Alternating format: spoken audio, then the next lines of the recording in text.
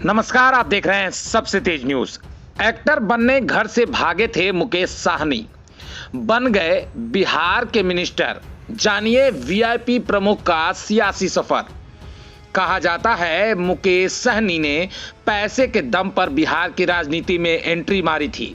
2013 की एक सुबह बिहार में लोगों ने अपने हाथों में अखबार, अंग्रेजी हिंदी दोनों उठाया तो उनका सामना सन ऑफ मल्लाह मुकेश सहनी के चेहरे से हुआ। बिहार में एक बार फिर नीतीश सरकार ने बागडोर संभाल ली है। इसी कड़ी में सोमवार को नीतीश कुमार 14 मंत्रियों के साथ शपथ ली। चुनाव से ठीक पहले महागठबंधन का साथ छोड़ एनडीए में शामिल हुए विकासशील इंसान पार्टी यानी वीआईपी के अध्यक्ष को भी नीतीश की कैबिनेट में मंत्री पद मिला है। कभी एक्टर बनने के लिए घर छोड़ मुंबई जाने वाले मुकेश आज बिहार सरकार में मंत्री बने हैं। उनका राजनीतिक सफर की शुरुआत ज्यादा पुराना नहीं है, लेकिन दिलचस्प जरूर है।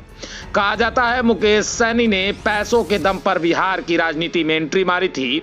2013 की एक सुबह बिहार में लोगों के हाथों में हिंदी अंग्रेजी का जब अखबार लिया तो उनका सामना सन ऑफ मल्लाह मुकेश सहनी से हुआ। उनके चेहरे से हुआ।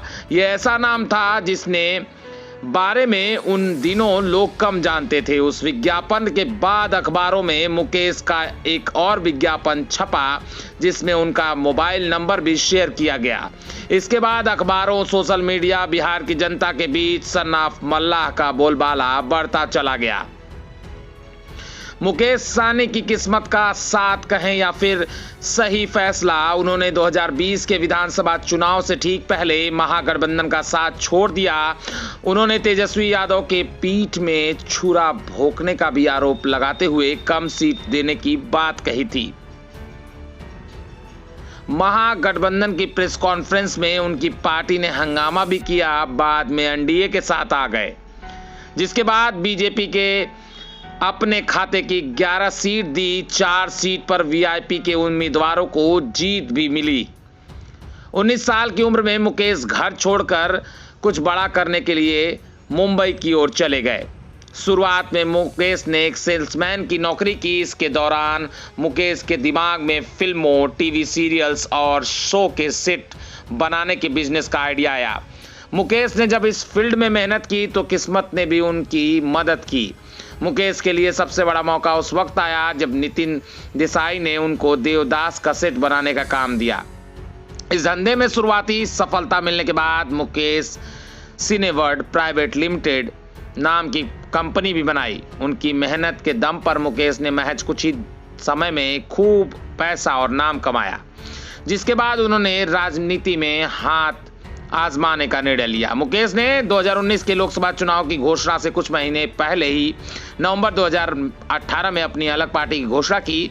राजनीति में वीआईपी तरीके से एंट्री लेने वाले मुकेश ने अपनी पार्टी का नाम भी वीआईपी रखा। मुकेश की पार्टी का चुनाव चिन्ह भी उनकी जाति के पेशे से काफी हद तक मिलता है। पानी में तैरती नाव वीआईपी का चुनाव चिन्ह रहा। 2019 के चुनाव में पीएम मोदी के चाय पर चर्चा की तरह मुकेश ने माछ पर चर्चा कर सुर्खियां बटोरी। उन दिनों मुकेश का नारा हुआ करता था, माछ भात खाएंगे, बिहार को जिताएंगे। 2019 में मुकेश ने खगड़िया लोकसभा सीट से किस्मत आजमाई, लेकिन बुरी तरह हार का सामना करना पड़ा। राजनीति में भले ही मुकेश सहनी की पहचान 2014 के लोकसभा चुनाव में बनी, लेकिन सामाजिक जीवन में मुकेश ने 2010 में ही एंट्री ली। मुकेश ने बिहार में सहनी समाज कल्याण की स्थापना की। उन्होंने अपने 2 ऑफिस भी खोले, एक दरभंगा, दूसरा पटना। इसका इस्तेमाल करते हुए उन्होंने समाज के लोगों को एकजुट और करने की बात की, युवाओं को बेहतर शिक्षा मौका दिया। 2015 में मुकेश ने निषाद विकास संघ की स्थापना कर सभी को जिलेवार काम करने की भी जिम्मेदारी दी। ये थी कहानी मुकेश सहनी की, जो बनना तो चाहते थे एक्टर, घर से भागे भी, लेकिन बन गए बिहार के मिनिस्टर। आपको ये वीडियो कैसा लगा कमेंट कर जरूर बताएं, नहीं तो चैनल को सब्सक्राइब करना ना भूलें।